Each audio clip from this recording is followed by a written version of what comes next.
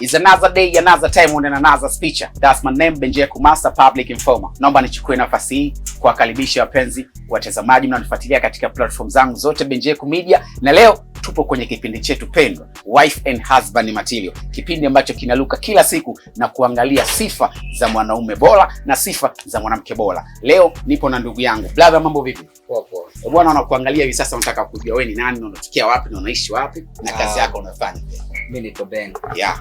Ni mwigizaji na mwimbaji pia. Yeah. Beni, kwa upande wako ni vitu gani unaviangalia kwa wife material? Yaani nazungumzia mwanamke wa ndoto zako. Ili uwe naye unahitaji awe na sifa gani?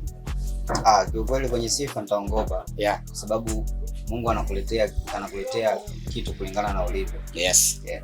Kwa hiyo mimi swala ya kitu ambacho ninachohitaji. Yeah. Mimi nahitaji tu awe ananisikia, awe ananielewa, pia awe anafuata ninachotaka. Basi. Au mambo mengine yote tutarekebishana. Okay. Waambie anahitaji awe anakusikia, awe ananisikia, yes, awe ananielewa, na pia awe anafanya kile kitu ninachotaka. Kala mambo mengine, yes, tutaweza tukaeleweshana ndani. Ni characteristics za Bwana Beni kwa mwanamke ambaye anahitaji kuwa wife material kwa Beni. Oh yeah.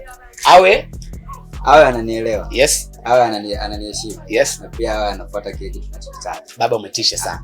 Mambo mengine yote, yes, atajua huko ndani. Unyama. Bwana, dondosha shauri zako watu wawili ambao unajua the best wanaokuangalia hivi sasa. Watu wawili the best, piga shauri zao. Kwanza kabisa, yes, nataka ziende kwa mwanangu, meneja yangu, mdau. Yeah. Mdau 77. So, ndiye namkubali sana. Yeah. Wengine moja kwa moja ziende kwa mama mtu. Yeah. Simtaji jina lakini anajijua. Aucha.